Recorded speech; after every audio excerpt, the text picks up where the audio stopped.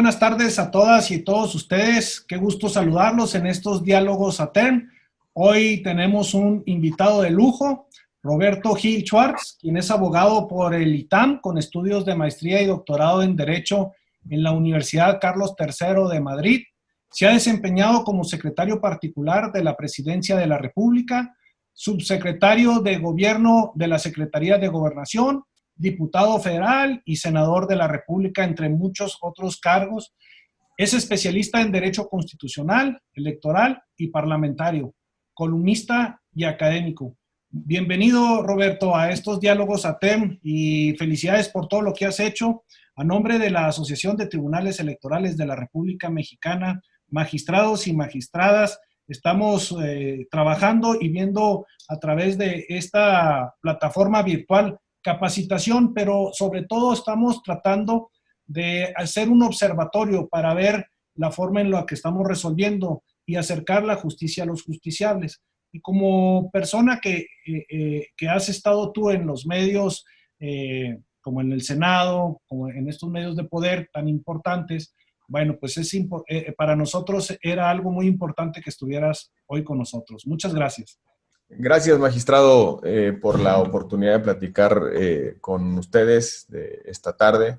Saludo con mucho aprecio a las y los magistrados de los tribunales electorales locales de la República Mexicana. Espero que todos estén bien en casa, que guarden salud, que esta contingencia, el confinamiento pase pronto y que sobre todo sea llevadero en sus hogares. Espero que también sus familias estén muy bien. Gracias por la oportunidad de platicar con ustedes y sobre todo para recordar la enorme importancia que tiene los tribunales electorales en nuestro país, los tribunales electorales locales, en el federalismo y sobre todo también en el desarrollo de los sistemas electorales en nuestro país. Gracias, magistrado, de nueva cuenta por esta posibilidad de participar esta tarde en tu espacio.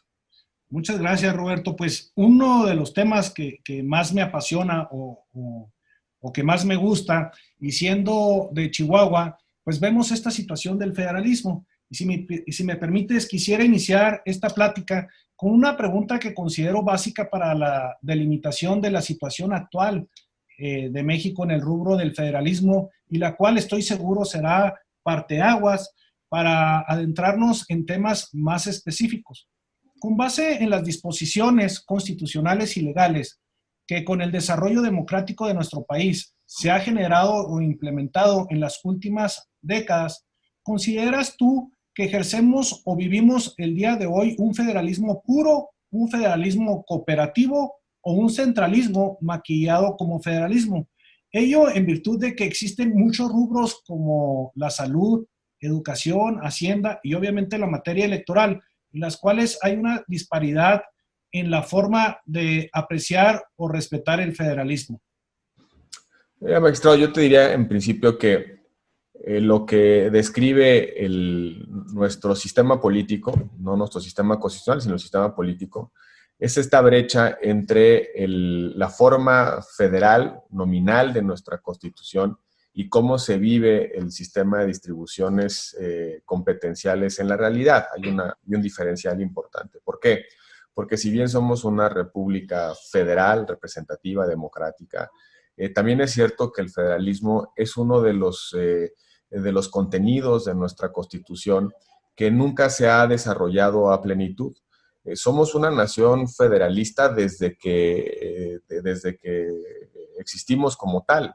Desde la independencia con España en 1814, tomamos una primera definición a través del Acta Constitutiva de la Federación Mexicana, los territorios independizados, siguiendo un poco el modelo de construcción de la nación norteamericana, firmando una suerte de confederación, y ahí empieza este largo trayecto histórico en el cual las soberanías locales constituyen una gran soberanía, una única soberanía que se le da forma y cuerpo en la Constitución, y a partir de ahí el poder se crea y se define, se regula desde la propia Constitución con una lógica de descentralización, es decir, de acercar por un lado el mayor poder a los ciudadanos en su proximidad, en su cotidianidad, y por el otro lado reservar a la Federación ciertas facultades que tienen una lógica interestatal, el comercio, la seguridad y algunas otras necesidades,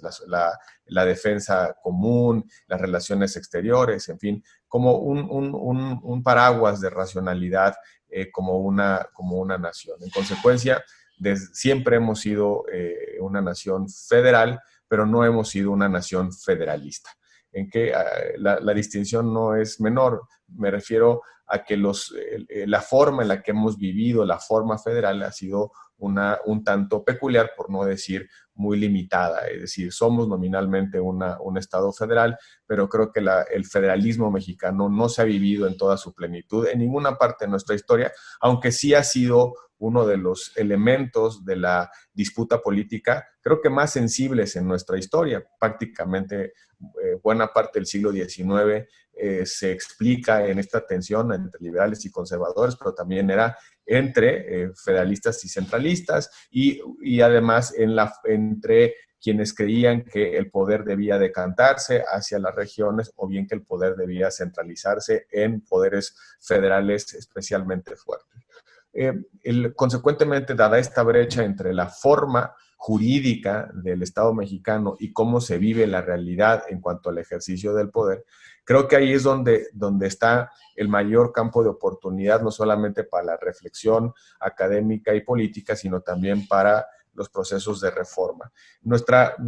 Yo me acercaría más a calificar nuestro arreglo institucional como una suerte de centralismo, o mejor dicho, un federalismo muy limitado. ¿Por qué? Porque hemos alterado el sistema competencial por la puerta de atrás, magistrado. Déjame decirlo por qué. A nosotros en la Escuela de Derecho nos enseñaron que el sistema competencial federal era básicamente la mecánica en la cual la federación ostenta los poderes que expresamente tienen asignados, adjudicados por la Constitución, y los estados, en consecuencia, por la cláusula de residual, ejercen todo el poder que no está expresamente conferido a los estados. Eso no es del todo cierto, entre otras razones porque en efecto los estados tienen algunas prohibiciones desde la Constitución, cosas que no pueden hacer y que de manera refleja, en consecuencia, están reservadas a la federación. Y también es cierto que el municipio tiene un ámbito competencial definido de manera directa desde la Constitución, sobre lo cual también implica una limitación a las competencias de los estados. La Ciudad de México tiene un régimen peculiar, pero también tenemos una larguísima nómina, catálogo de facultades concurrentes. Y estas facultades concurrentes tienen una peculiaridad, por cierto, que se han incrementado en los últimos años. Estas facultades concurrentes tienen la particularidad que en realidad es una desconstitucionalización del sistema de reparto competencial. Es decir, si la Constitución estaba llamada a crear esos órdenes jurídicos parciales, la federación, los estados, los municipios, la Ciudad de México, si la Constitución tenía esa misión, con las facultades concurrentes se delega al legislador federal la distribución de competencias. La mayor parte de las facultades concurrentes implican que una ley general emitida por el Congreso establecerá cuáles son los alcances de la facultad legislativa depositada en la federación, la facultad legislativa residual que le queda a los estados, pero sobre todo cómo se coordinan federación, estados y municipios para poder optimizar el ejercicio de la facultad concurrente o compartida. Hoy tenemos un grueso de facultades o de funciones bajo este régimen de concurrencias, desde salud, educación, pero también cosas como por ejemplo la seguridad, la mejora regulatoria, asentamientos urbanos, deporte, protección civil. Cada vez ha sido mucho más amplia la nómina, el catálogo de facultades concurrentes. Alguien diría, esto de alguna manera demuestra que el nuevo modelo de federalismo mexicano es un modelo de federalismo cooperativo. ¿Por qué? Porque los distintos órdenes de gobierno de alguna manera ejercen estas competencias a través de una responsabilidad compartida. El problema de fondo es que creo que en las facultades concurrentes, dada la manera en la que se está organizando este conjunto de funciones, la federación siempre tiene una prevalencia sobre los estados por un hecho estrictamente factual, por una realidad incuestionable. que es el uso de los recursos. No va a haber manera de poder transitar a un federalismo cooperativo en que los estados y los municipios puedan explayarse, expandir sus responsabilidades en materias propias, pero también en materias concurrentes, mientras estén subordinados financieramente a la Constitución, a la Federación. El régimen de concurrencia pudiera haber tenido un poco más de sentido como nuevos espacios de libertad política de estados y municipios, sí y solo si hubiese sido acompañado de un proceso de descentralización financiera y presupuestal. No pueden ejercer los estados y los municipios nuevas competencias en los estándares que define el Congreso de la Unión a través de leyes generales si no tienen dinero para poder pagar esas responsabilidades. Entonces, estamos en una suerte de anomalía en la configuración de la federación, del federalismo mexicano, por estas particularidades. Por un lado, un diseño que se ha alterado notablemente y que ahora se decanta hacia el régimen de facultades concurrentes o compartidas, y por el otro lado, una dependencia presupuestal financiera brutal de los estados y de los municipios en razón del sistema de coordinación fiscal que prácticamente limita la capacidad tributaria de los estados y de los municipios y que en consecuencia no permite que puedan desarrollarse bajo ciertos estándares las facultades que tienen en exclusiva o que tienen en el régimen de concurrencias. Sí, para contestar a tu pregunta, pues te diría, esta brecha es absolutamente incuestionable. Una cosa es lo que la Constitución mandata en términos de funcionalidad de nuestro sistema de reparto competencial y otra totalmente distinta es la realidad. El deber ser y el ser, ¿no? Totalmente. El deber ser siempre en disputa, ¿no? Sí. Eso es muchas veces el tema con los académicos, ¿no? A ver, pues es así, pero se practica o se hace de esta otra forma.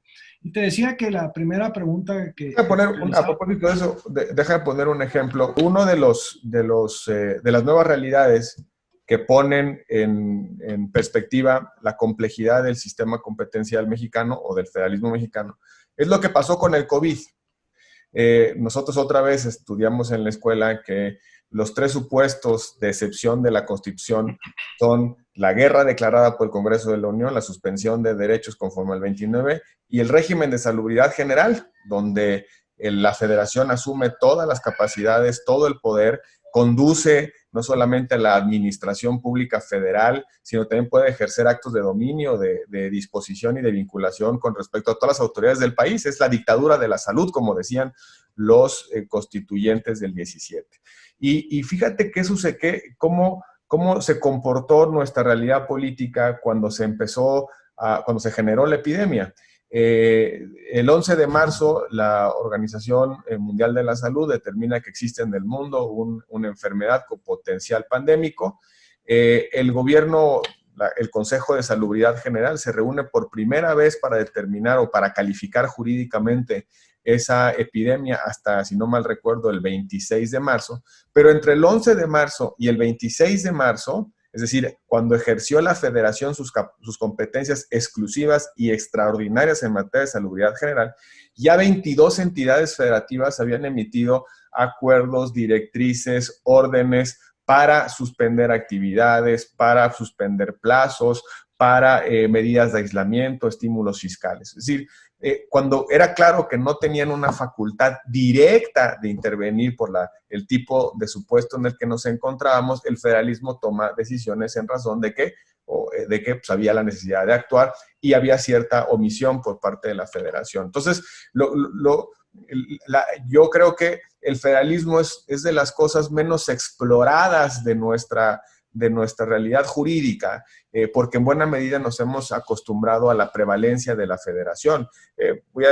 Y lo digo con muchísima autocrítica y responsabilidad, pero ¿cuántas de las reformas que hicimos en materia electoral, en materia de transparencia, de combate a la corrupción, no tienen este tufo centralista, ¿no? Como los estados no han generado estándares de calidad en el ejercicio de las funciones, pues la solución es centralizar. Y ahí está, por ejemplo, el caso que conocen bien ustedes, que es precisamente el sistema electoral, donde tenemos una cosa muy rara, porque el INE hoy es una autoridad federal en procesos electorales, pero también es una autoridad nacional con respecto a procesos locales. Se puede traer funciones, puede delegar funciones. Es un esquema muy complejo que de alguna manera te revela que el federalismo no estaba funcionando en la realidad, pero que la solución que adoptamos no fue fortalecer el federalismo desde donde se vive, sino de alguna manera una solución central. No, pues ahí sí ya nos pegaste en la pata de palo y bueno, esta situación difícil. Me gustaría seguir con lo que decías al principio, en el tema de la salud y derivado a esta contingencia que tenemos en México y en el mundo que se vive. Estamos conscientes que la tarea de la federación fue y es primordial para establecer las medidas para mitigar la propagación del COVID-19. Sin embargo, el día de hoy estamos entrando en una etapa en la que la emergencia sanitaria está siendo superada por la emergencia económica, pues muchas micro, pequeñas y medianas empresas están en riesgo de cerrar y la exigencia de los empresarios para la reapertura ha presionado a los gobiernos estatales y municipales a tomar medidas extraordinarias. En ese orden de ideas, quisiera plantearte la siguiente pregunta, porque estamos viendo ahorita caravanas en distintas partes de la República Mexicana, en sus vehículos, viendo porque ya no aguantan más esta situación de la contingencia en la cual estamos viviendo. Entonces, mi pregunta va encaminada a la siguiente. ¿Debe existir una coordinación basada en el federalismo unificado para el establecimiento de estímulos fiscales y apoyos comerciales para estas micro, pequeñas, medianas empresas, o es una cuestión abierta al arbitrio de cada uno de los tres niveles de gobierno? Esto ya que, como ejemplo, en muchos municipios del país, los comerciantes formales o informales han empezado a manifestarse para lograr la reapertura de sus negocios, sin que a la fecha exista una respuesta clara o un avance sobre las medidas que se adoptarían para minorar ahora la emergencia económica, y los propios ayuntamientos no saben si pueden o no adelantar estas reaperturas, pues no hay una comunicación clara y directa entre los tres órdenes de gobierno. Y lo pongo muy claro. Muchas veces los municipios dicen, bueno, el claro ejemplo fue el 10 de mayo con las serenatas. Ya habían otorgado a algunos municipios permisos para las serenatas y llega de gobierno posteriormente, el día 9, oye, no pueden dar serenatas. ¿Qué hacen? O del gobierno federal les está diciendo, ¿saben qué? Es que no son actividades esenciales. Hay una desconfiguración enorme. Yo veo un divorcio total a veces entre municipio, estado o estado, federación, o entre todos ellos. ¿Tú qué opinas? Sí, y regresando un poco a la reflexión de inicio, el federalismo tiene muchas disfuncionalidades y esas disfuncionalidades se ponen en evidencia en circunstancias límite, como es precisamente la respuesta ante un fenómeno del tamaño de la contingencia sanitaria del COVID y también frente al enorme desafío de la reconstrucción económica que vendrá necesariamente a continuación. Hay quienes estiman que el daño económico del COVID será equivalente al que provocó la Segunda Guerra Mundial, incluso también la primera y obviamente la crisis del 29, es decir, en términos de pérdida de valor de las economías, en términos de capacidad industrial, en términos de capacidad de consumo, en términos de comercio, puede ser un coletazo muy relevante el COVID. Entonces, en momentos como este, pues las disfuncionalidades suelen verse de manera mucho más clara, o sea, se aparecen, se revelan en toda su complejidad. Pero también al mismo tiempo, magistrado, el COVID, por lo menos en nuestro país y yo creo que en buena parte del mundo, el COVID ha despertado las racionalidades de lo local, ¿no? Yo siempre explico mi comprensión del federalismo a partir de tres principios, ¿no? Dos principios límite y unos intermedios, ¿no? El principio límite es la necesidad de crear una instancia mayor que nos proteja a todos, ¿no? Y ese es el principio de, digamos, adjudicación. Le damos facultades a ese ente artificial que creamos entre todos para que nos proteja a todos.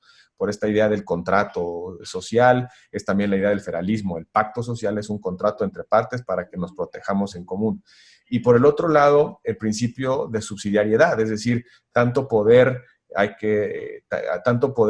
lo más cercano que se pueda a la realidad del ciudadano. Son los dos principios límites. Y en medio está el principio de necesidad, es decir, hay ocasiones en que la federación tiene que salirse de su esfera e intervenir en lo local, y hay veces donde no se justifica que la federación intervenga en lo local, sino que hay que dejar que los estados desarrollen sus propias capacidades.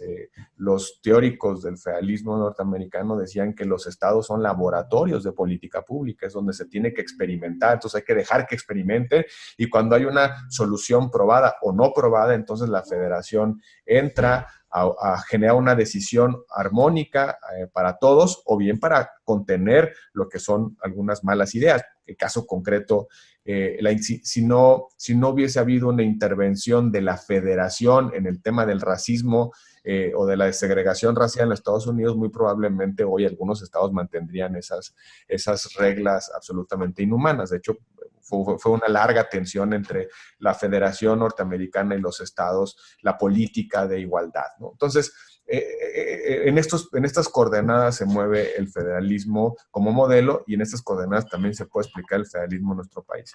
Entonces, paradójicamente decía que el COVID despertó las racionalidades de lo local, en muchos sentidos, porque la reacción vino primero de los estados, porque de alguna manera la demanda de respuestas se está dando a nivel de los estados, ¿no? Las personas que están perdiendo sus empleos, las pequeñas fábricas, los comerciantes, esas personas que relatabas en tu intervención, magistrado, le están pidiendo respuesta a la autoridad más cercana, es decir, a la autoridad local. Y ahí a la persona no le es irrelevante la distribución formal de competencias. Yo quiero que me resuelvan el problema porque la verdad es que no tengo ingresos, pues está parada la economía, tengo una prohibición incluso de realizar actividades económicas, no tengo posibilidad de mantener mi empresa, y entonces el dilema es o quiebro o el gobierno me ayuda, y parecería que la racionalidad del gobierno es ayudar cuando se necesita, ¿no? Y este es un poco el caso en materia económica. Entonces, pero la demanda de respuestas se da fundamentalmente a nivel local. Entonces, los estados, municipios tienen que empezar a generar sus propias respuestas, ¿no? Y ahí está los enormes estímulos económicos y fiscales que están dando los estados. De nueva cuenta, cuando parecía que es una competencia federal, los estados y los municipios despiertan y dicen, bueno, a ver, ¿qué puedo hacer? Y generan, se activan desde el punto de vista competencial, pero también desde el punto de vista político, de generar soluciones a la gente según las necesidades apremiantes del momento. Y al mismo tiempo, este episodio, la epidemia, también ha puesto en evidencia que cuando la federación, por la razón que sea, no acomete sus responsabilidades, le tienen que entrar el quite los estados. Antes lo pensábamos al revés, ¿no? O sea, si los estados no hacen su chamba, entonces la federación tiene que entrar a empujar ciertas racionalidades. Pues hoy está sucediendo totalmente lo contrario. Esta negación, no sé cómo calificarla, magistrado, terquedad, si me permites, del gobierno federal de no establecer un paquete de estímulos económicos a las personas, a las industrias, a las empresas, a contracorriente de lo que está haciendo todo el mundo. Ahí están los paquetes económicos de intervención de los Estados Unidos o de los alemanes. El gobierno mexicano, el gobierno federal, dice, yo no voy a rescatar empresas, yo no voy a generar paliativos, yo no voy a dejar, no voy a crear soluciones para que las empresas, el empleo, puedan subsistir a este doloroso momento en el mundo. Incluso el presidente ha llegado a decir pues, que si quiebran, pues quiebren, es su problema, no es el problema del gobierno. Entonces, ahí esta decisión política va a provocar que la demanda se concrete, se concentre en las autoridades locales. Y entonces las autoridades locales van a tener que tomar una decisión, y es me impongo en la realidad y resuelvo los problemas, o simplemente dejo que las cosas me rebasen y no actúo. Yo creo que los estados y los municipios, sobre todo los de oposición, están tratando de encontrar una respuesta a lo que está viviendo la gente. Entonces, regresando a la reflexión, pues parecería que lo que vivimos hoy en el país es un centralismo pluralista, es decir, tenemos unas facultades muy concentradas en la federación, el dinero está concentrado en la federación por los efectos del sistema de coordinación fiscal, pero la pluralidad política está creando que está recreando o reactivando los instrumentos que otorga el federalismo. Oiga, en efecto, no hay ninguna restricción para que los estados utilicen sus presupuestos, lo poquito que tengan, para generar estímulos a la economía. No tienen ninguna restricción para, por ejemplo, crear exenciones fiscales a nivel local. No tienen ninguna restricción, al contrario, está en el ámbito de sus libertades políticas y de su autonomía recanalizar el presupuesto. Si estaban pensando en hacer una obra de tal característica, pues frente a la coyuntura, pues quizá hay que renunciar a esa obra y canalizar esos recursos. Entonces, el COVID está también reanimando al federalismo, ¿no? Y ojalá que este momento nos lleve a esas reflexiones. Si el saldo político del COVID, además de todo lo malo que va a dejar a su paso, lo dramático, las muertes, el efecto económico, si deja algo bueno a su paso, pues que sea el hecho de que las autoridades locales se asuman como autoridades locales y que le den respuesta a la gente. Porque ahí, en ese espacio local, es donde se siente el gobierno. La Ciudad de México está muy lejos de Ciudad Juárez, ¿no?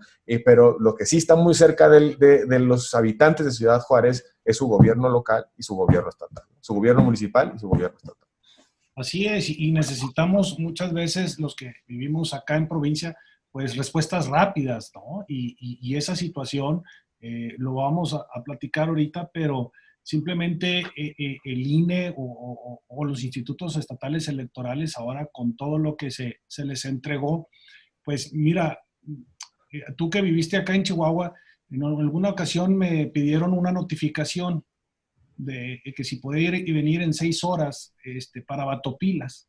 Batopilas fácilmente haces unas 10 horas. Ah, sí.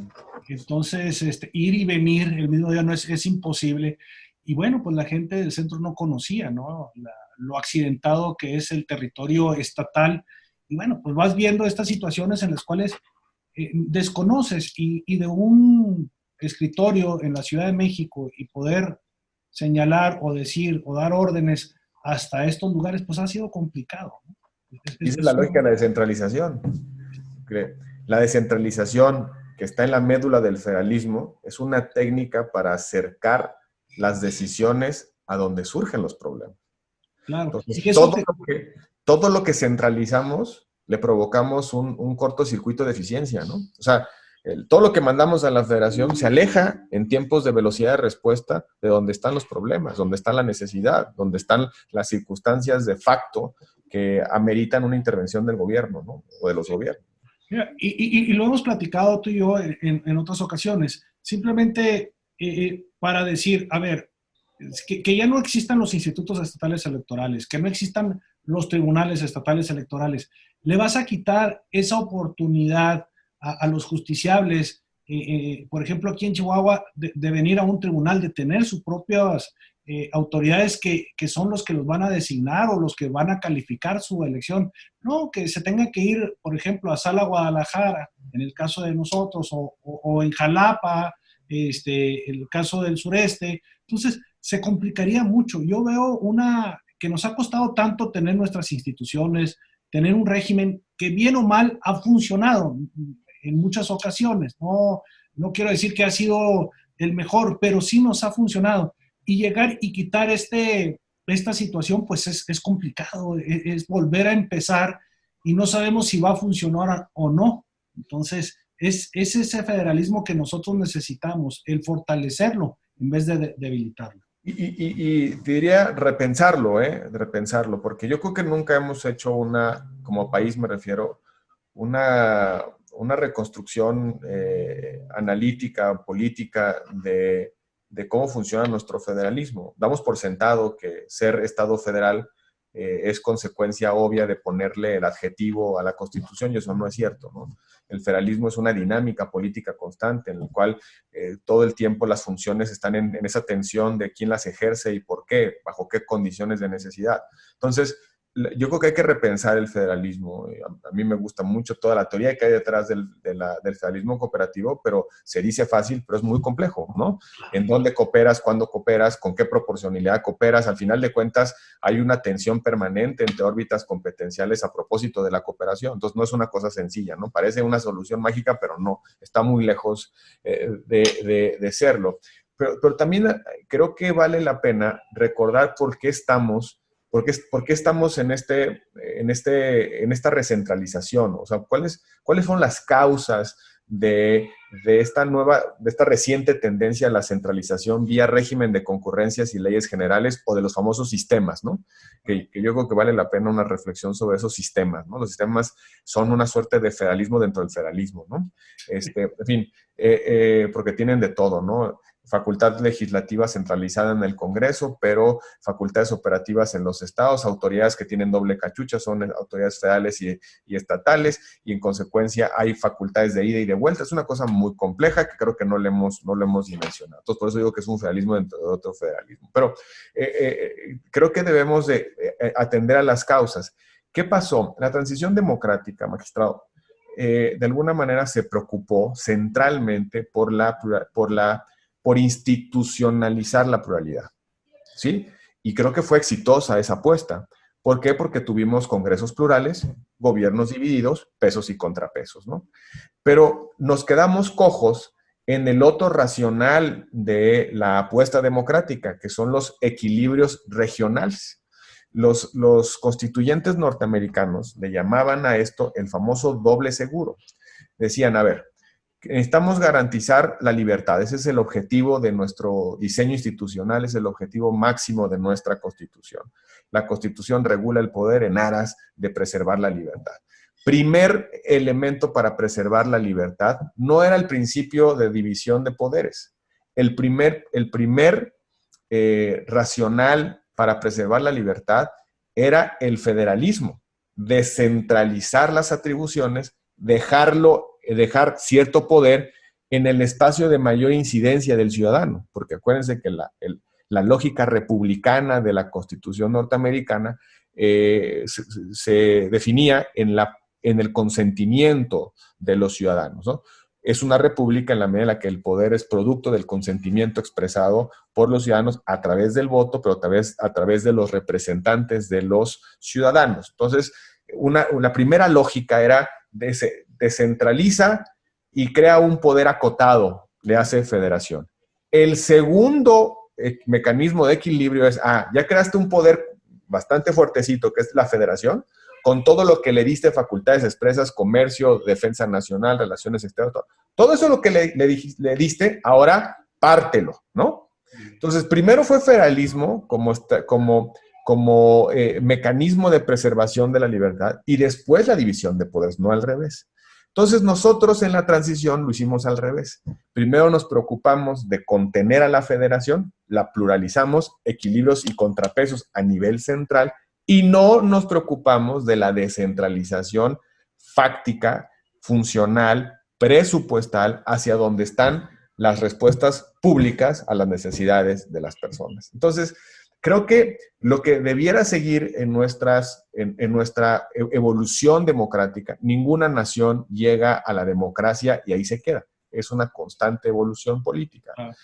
Por eso me parece hasta medio absurdo la idea de consolidación democrática. Pues yo creo que no, todas las democracias están a prueba permanentemente, y si no, volteamos a ver Estados Unidos y volteamos a ver.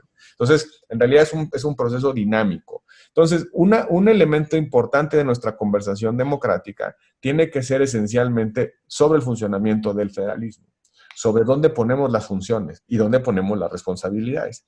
Y creo que el gran pendiente histórico para poder reanimar la conversación, el diálogo democrático sobre el federalismo, es hablar de pesos y centavos, hablar de los dineros, es decir, hablar de las funciones tributarias y de gasto. No va a haber mayor federalismo, no se va a vivir intensamente, no vamos a trasladar más responsabilidades a los órganos locales mientras no tengan capacidades financieras. ¿Por qué sucedió esta centralización por la puerta de atrás? Porque los estados no estaban teniendo la capacidad de realizar ciertas funciones. En lugar de darles capacidades para que las hicieran, lo que hicimos fue quitárselas o ponerle un papá, un tutor.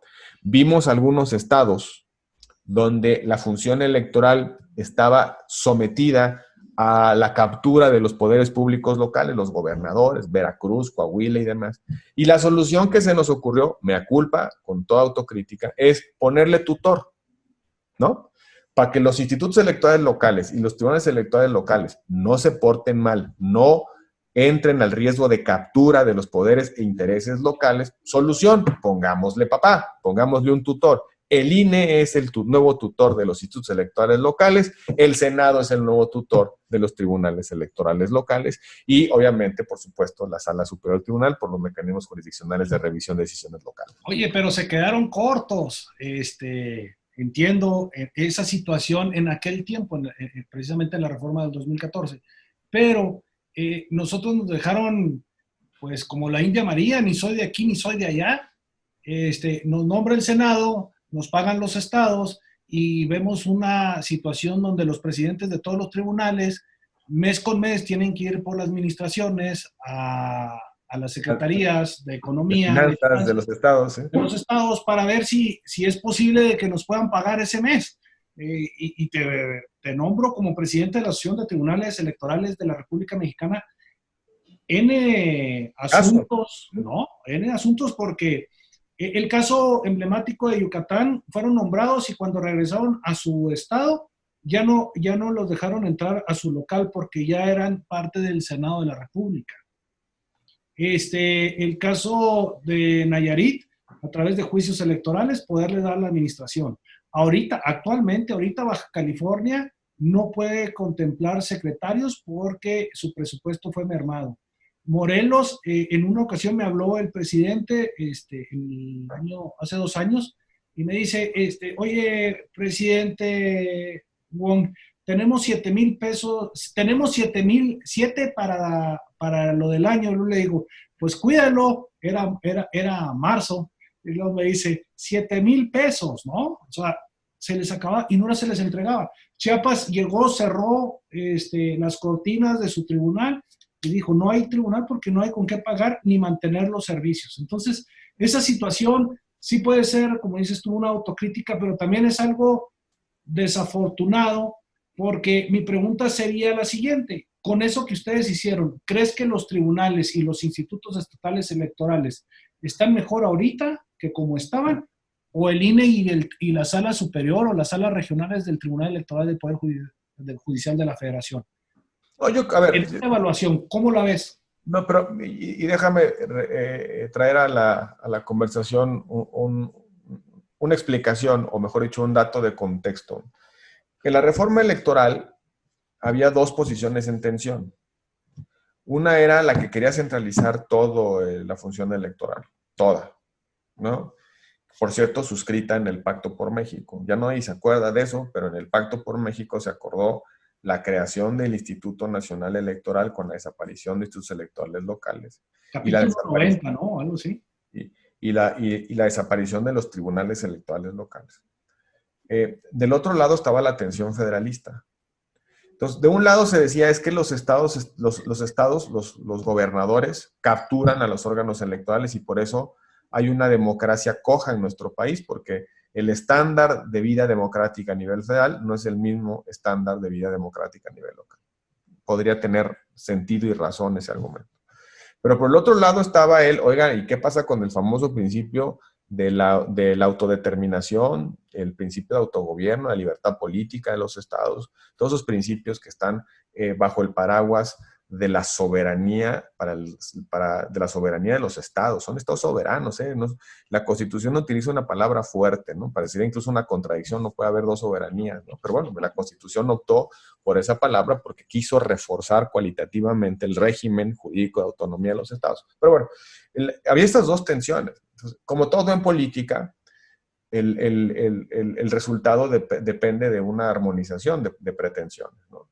Y entonces sí se acordó la creación de un Instituto Nacional Electoral, que yo creo que ha sido una solución razonable, que ha funcionado de alguna manera bien. Creo que hemos de alguna manera mejorado en condiciones de calidad en el servicio electoral, para decirlo pronto. Y esta tutela está generando, déjenme decirlo con muchísima claridad, sí está generando cierta madurez de los órganos electorales locales que en algunos casos se habían sometido a una infancia permanente, ¿no? Yo creo que ayuda a que el INE esté empujando que los estados, los órganos electorales, los soples, funcionen de una manera similar al estándar logrado a nivel federal. Pero los dejaron sin nada. Y creo que debimos de haber dado un paso más adelante, debimos de haber resuelto el problema, creo, entre la existencia de los soples y la existencia de las juntas locales. ¿Sí? Exacto, ¿no? Sobre todo bajo el nuevo calendario concurrente, ¿no? Exacto. Y yo te haría esta pregunta. ¿Es mejor el INE que el IFE? ¿O es mejor el IE, Instituto Estatal Electoral, o el OPLE, los organismos públicos electorales? Yo creo que responden a dos circunstancias totalmente diferentes. Mira, si tú me preguntas, oye, ¿te parece una solución razonable que el INE haya desaparecido un OPLE local por una evidente intervención del órgano político del Estado y una manipulación del proceso de nombramiento? Te diría, funciona. Y creo que es un elemento que te diría, el modelo genera esas soluciones, ¿no? Oye, pero, ¿no? Y pero si, por ejemplo, lo de Puebla, donde llevan a cabo la elección, donde la gobernadora gana, Erika, y luego al siguiente proceso lo lleva el INE. ¿Y por qué de situación? Pues no, porque tuvo esa facultad que le dieron y ahora ellos pueden llevar, ¿no? Decide atraer el INE, ¿no? Pero también te pondría otro ejemplo.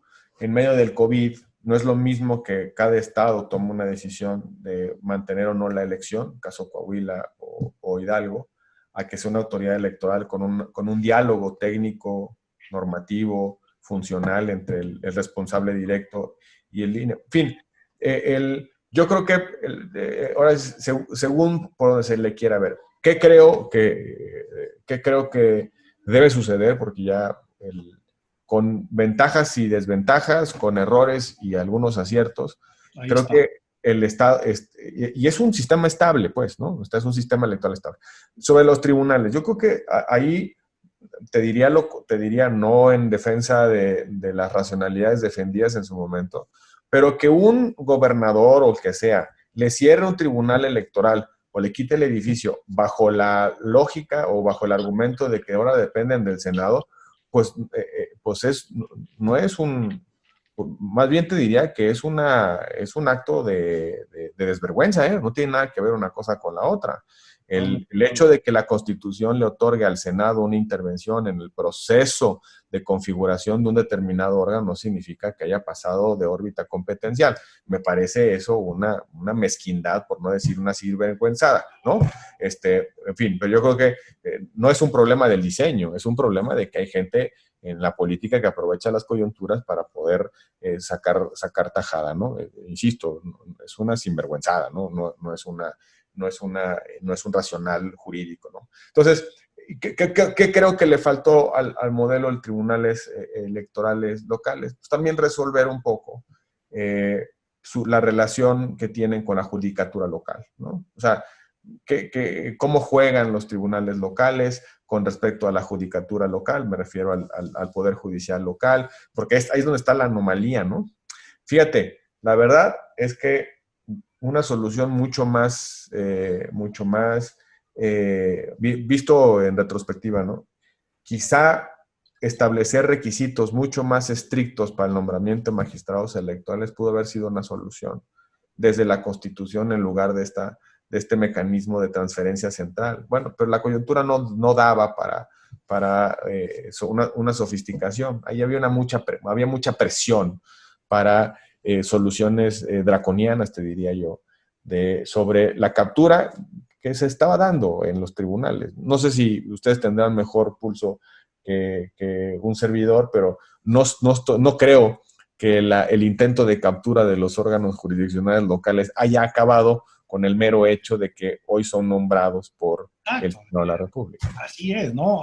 Antes te nombraban el Congreso local, que dicho sea de paso, yo fui designado magistrado por el Congreso local de Chihuahua y después en una nueva convocatoria el Senado de la República me nombra nuevamente. Entonces, muchas veces vemos, pues, son los mismos partidos políticos, o a veces el pulso lo tiene más el local que los senadores. Al final de cuentas, el senador de Chihuahua, pues decide allá, pero está políticamente en Chihuahua, ¿no? No, Bueno, no, pues no son entidades que se diferencian, ¿no? De manera eh, binaria, ¿no? me han dicho que hay senadores que no van a sus estados, pero yo no sé cuáles. Pero fíjate, la situación es la siguiente. Cuando estamos viendo este binomio o este sistema híbrido donde son designados y donde son pagados, pues es complicado. No se terminó, se dejó a medias. Comparto mucho contigo esto, pero además quiero decirte que hoy los tribunales sí funcionan. No, Y, y te voy a decir por qué, con números así muy claros. Tenemos un análisis y cada vez que puedo lo digo y por eso puedo seguir siendo muy reiterativo, pero de los 100% de los asuntos que llegan a los tribunales locales, el 70% se quedan en ellos. O sea, se actúa como una autoridad primaria, pero única. sí. Y el 30% que se va a la federación, tenemos una confirmación del 93.9. Todos, ¿eh? Te puedo decir el caso de uno, no, de todos. Yo creo que se ha trabajado mucho y por eso en la asociación nos hemos dado a la tarea de que cuando eran designados los magistrados por el Senado de la República, muchos apenas eran abogados o no habían sacado, o apenas iban a sacar su cédula profesional. Hoy te puedo decir que la carrera judicial ha llevado a que todos, por lo menos que entraron en aquella época que tú estabas, a darnos la tarea de que todos tuvieran maestría, a que los estemos capacitando permanentemente. Tenemos programas de capacitación continua. Entonces, sí, muchas veces dicen es que los tribunales son captados o cautados por los órganos locales o por el gobernador. ¿Ya se habrá dejado esto? Pues quién sabe. Pero lo que sí te puedo decir es que nos vienen y nos dicen, oye, es que no han trabajado bien, pero ustedes mismos eran los que nos designaban. Entonces, era una situación difícil o sigue siendo una situación difícil, pero que cada quien tiene que hacer su chamba para que en vez de que nos peleemos o que veamos que nos designaron bien o mal, pues yo considero que México lo que necesita ahorita es gente para que trabaje en pro de esta situación, en pro de mantenernos en una democracia, en un federalismo en el cual se puedan tomar decisiones más atinadas y mucho más rápidas que lo que se están haciendo, ¿no? No, y yo creo, a ver, los tribunales locales ya habían desarrollado una institucionalidad desde antes de la reforma y creo que ahí están los números, pero también están muchísimos perfiles que han salido de tribunales electorales locales a responsabilidades de nivel nacional. A ver, yo, como ex litigante en materia electoral, puedo decir que hay muy buenos cuadros, hay experiencia institucional acumulada en los tribunales electorales locales. Y de nueva cuenta, la política pues encuentra equilibrios coyunturales. Fue bueno, fue malo, el que se podía, el razonable, bueno, fue el equilibrio. Es lo que hay. Es lo que hay, pero también es cierto que pues, hay cierta estabilidad en el sistema, ¿no? Y creo que también tiene que ver con la forma en la que los operadores se han entendido, autoentendido en su nueva responsabilidad, en su nueva misión o en su nuevo lugar en el sistema, ¿no? Me refiero fundamentalmente a las y los magistrados y otros actores del sistema electoral desde el punto de vista de las autoridades. Entonces, es un sistema estable, que por cierto va a ser probado en el 2021. Es el calendario electoral más grande de nuestra historia. El principio, la regla, mejor dicho, de concurrencia en los calendarios, pues ya llegó a un momento en el cual pues, prácticamente muchas elecciones concurren, 15 gobernadores, un número importante de elecciones a ayuntamientos, a diputaciones locales y, por supuesto, la elección intermedia federal. Va a ser un calendario importante que nos va a enseñar mucho sobre la fortaleza de nuestro sistema electoral. Y yo creo que, dado el tamaño de la elección, los tribunales electorales locales van a ser punto de pacificación de los conflictos de manera muy relevante. Y entonces mi exhorto, mi sugerencia amable, respetuosa, es pues que en esa posición en la que ustedes están, asuman que viene un momento muy, muy importante para defender la legitimidad del sistema electoral, pero también las racionalidades que se han acumulado a lo largo del tiempo. Son instituciones que valen, son instituciones que la República ha generado con mucho esfuerzo, con muchos aprendizajes, pero también es cierto que son instituciones que siempre están a prueba, ¿no? Y como todo en la vida, pero sobre todo en la vida política de las sociedades, ¿no? Sí, y que no... Sí, perdón. Brindando eso que tú dices, brindar esa paz social que requiere México, donde afortunadamente de las decisiones que se han hecho por los tribunales electorales, no ha habido una muerte violenta por una sentencia que se haya dictado por un tribunal local. Y eso es algo que debe de decirse, ¿no? La gente cree en sus instituciones y debe seguir creyendo en ellas Sin mismas. duda, sí. El día que dejemos de creer en las instituciones, trasladaremos el conflicto de las instituciones, a la calle, ¿no? Entonces, Resolver esos asuntos en lo local que no se vuelvan una cuestión nacional, porque bien lo señalas tú, son alrededor de 3.500 cargos de elección popular, en el cual si esto sale mal, pues no sé qué vaya a pasar México, ¿no? quizá la filosofía de este proceso electoral del 21 para los tribunales electorales locales deba ser constituirse como punto terminal de los conflictos, ¿no? Así es. Los tribunales aquí se quedan, ¿no? Aquí se resuelven, aquí se genera pacificación, aquí se generan soluciones satisfactorias, y eso también va a meterle presión a los competidores para que acepten el veredicto de la autoridad, porque no se vale utilizar el sistema jurisdiccional electoral para ganar lo que no dieron las urnas, ¿no? Que también debe ser un asunto de autoconvicción o de convicción de los competidores. Yo creo que este país ha llegado al extremo de sobrelitigar los procesos electorales locales. Los procesos electorales en su conjunto, ¿no? De ahí buscamos, perdón, también lo digo como litigante que fui en materia electoral, pues anda buscando dónde está el error aritmético y dónde está, pues para ver si tumbamos unas casillitas y a ver si le damos la vuelta a una elección que francamente y claramente está perdida, ¿no? Pero bueno, es parte pues del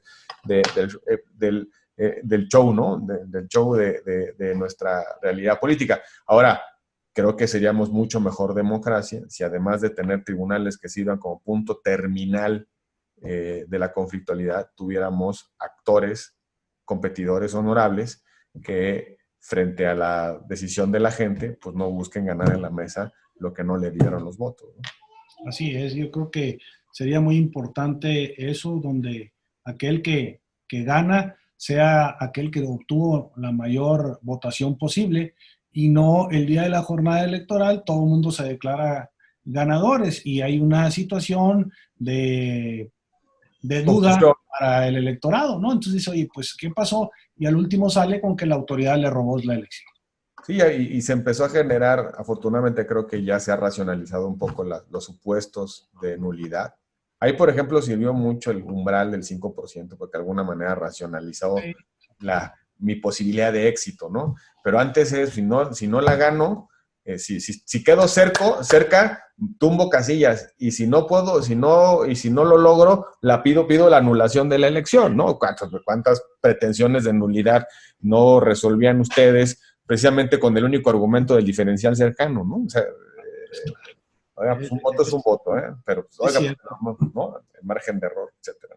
Que quiero preguntarte, en tu columna Cronopio, analizas la decisión de la Corte en la que por mayoría se determinó que la controversia constitucional es improcedente contra actos relativos a la falta, retardo o irregularidades en la entrega de recursos en el ámbito de coordinación fiscal y contra leyes que regulan ese destino, distribución, aplicación y gasto de recursos participables a estados y municipios. haciendo énfasis en que, cito, las violaciones a esta forma de reparto son cuestiones necesariamente infraconstitucionales que deberán ahora ser resueltas ya no por la Corte, sino por vías políticas. La pregunta es, en este momento, sería, ¿cuál es el nivel de afectación en el ámbito del federalismo con la emisión de este criterio por la Corte y qué tan graves podrían ser sus repercusiones a nivel municipio y estados? Un poco de historia, magistrado. El famoso caso Temisco, en el famoso caso Temisco, la Corte abrió la puerta, amplió los supuestos de procedencia de las controversias constitucionales. Durante buena parte de 94 en adelante se había interpretado que solo los órganos cuya órbita competencial está definida en la Constitución y solo los órganos, por tanto, enlistados en el artículo 105, podrían interponer la controversia y siempre y cuando estuviese afectada una competencia constitucionalmente determinada. En el caso Temisco se abrió en la interpretación se abrió los supuestos de procedencia para incorporar cuestiones de infraconstitucionalidad o violaciones indirectas a la Constitución.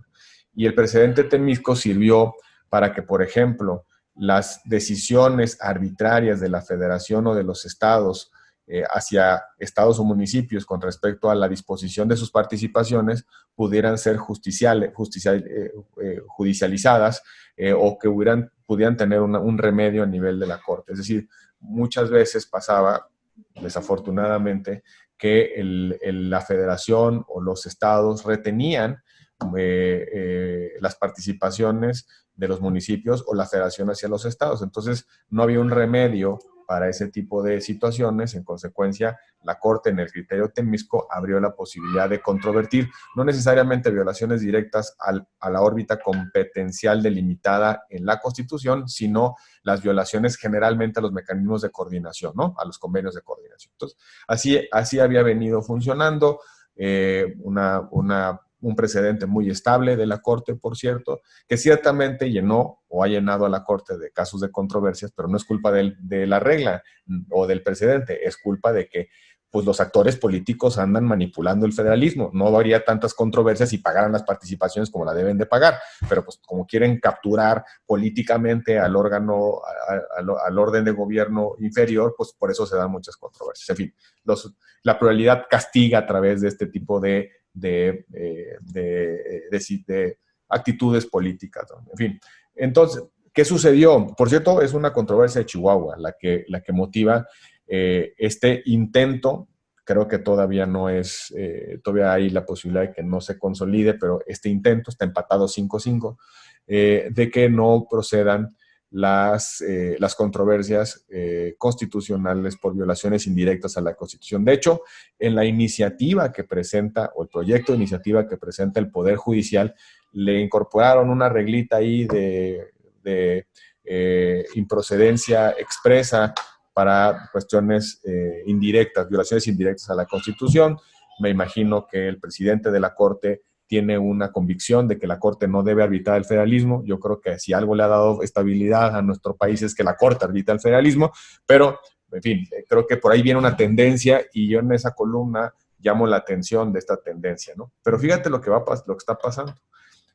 Todo el episodio COVID y estas decisiones, por ejemplo, en materia energética, estas decisiones, a mi juicio, ya no inconstitucionales, arbitrarias, ¿no? Que la secretaria de Energía directamente dicte la regulación, que además depende de la Constitución, en fin, están volviendo a poner en dimensión la necesidad del árbitro del federalismo en la Suprema Corte. Voy a poner el ejemplo que motivó la controversia de Chihuahua, que parecía que iba a provocar la ruptura de este precedente. Como ustedes saben, en la Constitución hay ciertas materias, impuestos especiales, que cobra la federación y luego participan a los estados a través de una ley. ¿Qué pasa si el legislador, con su mayoría, cambia las reglas de la participación de esos impuestos? Por ejemplo, el impuesto en materia de minera, que es el caso que motivó este empate, ¿no? Oigan, las minas están en mi territorio. Las minas generan afectación a mi territorio. Las minas generan consecuencias a mi medio ambiente. Las minas pues, generan una serie de dinámicas económicas alrededor, pero también generan consecuencias, daños, afectaciones. Entonces, pues déjenme usted, dado el sistema de coordinación fiscal, pues aprovechar un poco de lo que usted está recaudando, Federación. Entonces, esa es la lógica de los impuestos participables. De pronto, la legislatura actual modifica en el paquete fiscal y básicamente deja sin dinero a los estados mineros, ¿no? Es decir, modifica las reglas de aplicación de la participación minera. ¿Qué tenían que hacer los estados? Pues controvertirlo, ¿no? ¿Y qué intentó decir una mayoría en la Corte? Oiga, esta no es la ventanilla para cobrar participaciones. Oiga, es que no vengo a cobrar participaciones, vengo a exigir que se cumpla la Constitución, y la Constitución dice que una parte de la recaudación de esos impuestos tiene que ir a los estados.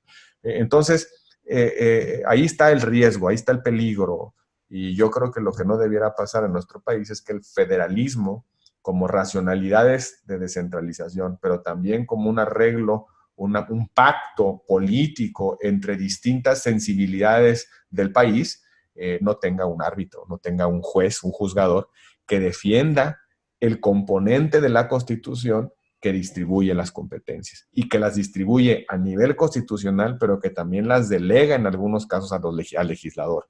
Yo creo que es momento de hablar de que en el pacto federal, es parte de un bloque de la Constitución que debe ser defendido por el Tribunal Constitucional. Muy bien. Pues me dio mucho gusto saludarte. Unas reflexiones muy interesantes, muy importantes que haces y que lo tomo en cuenta. Esta visión que debemos de tener los tribunales de ser una autoridad terminal, yo creo que ese debe de ser la visión que debe de tener la Asociación de Tribunales Electorales de la República Mexicana con los tribunales locales para decir, a ver, vamos a hacer las cosas como lo hemos venido haciendo, con esa objetividad, con esa certeza, con esa legalidad, pero sobre todo con esa legitimación de que las personas que ganaron pues sean las verdaderamente lo hicieron en las urnas. Es muy importante, y con este federalismo dinámico que no es estable, que sube y baja y que es un modelo que todos los días aplica esa situación de estar arriba, abajo y de aprovechar, ¿no?, las coyunturas y sobre todo de estar cerca de la gente que verdaderamente lo necesita.